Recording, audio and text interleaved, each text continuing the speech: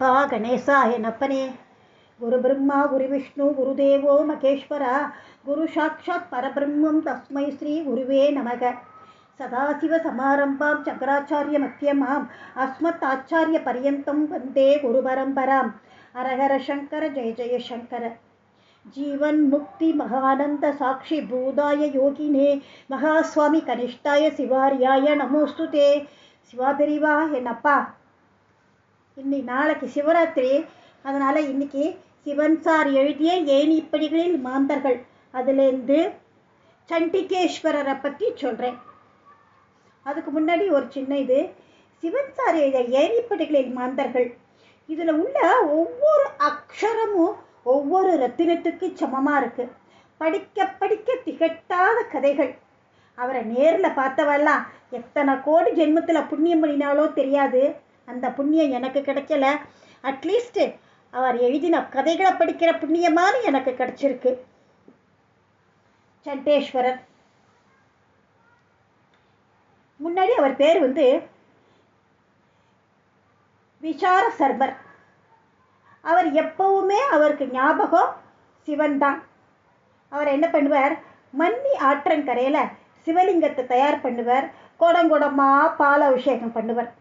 இவர் பண்ணுறது மட்டும் இல்லாமல் பசுக்கள்லாம் தானாகவே அப்படியே பாலை பொழிஞ்சிட்டு போகுமா.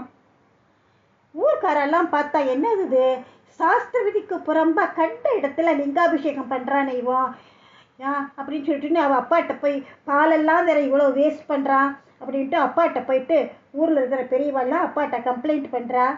அவர் அங்கேருந்து நேராக நதிக்கு வரார், ஆற்றங்கரைக்கு வரார்.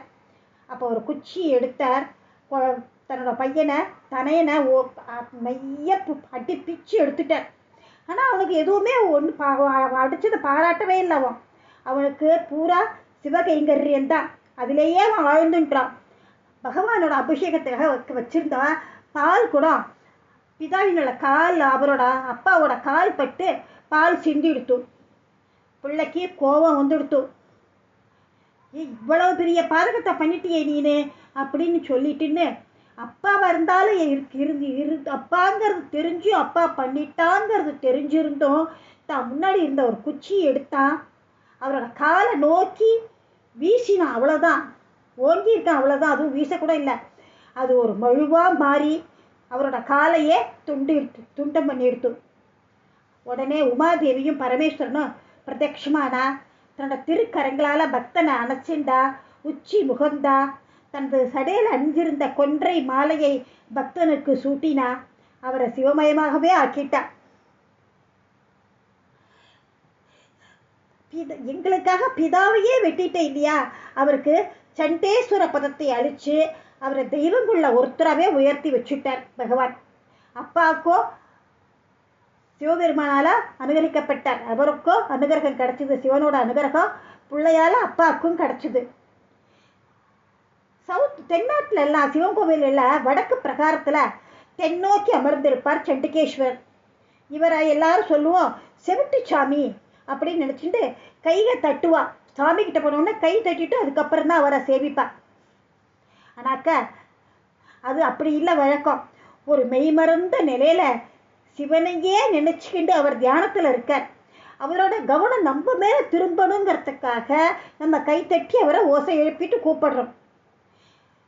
ஜென்ரலாக சண்டிகேஸ்வரரை மட்டும் தரிசித்தாலே போகிறோம், எல்லா தெய்வங்களையும் தரிசித்த பலன் நமக்கு கிடைச்சிடும்.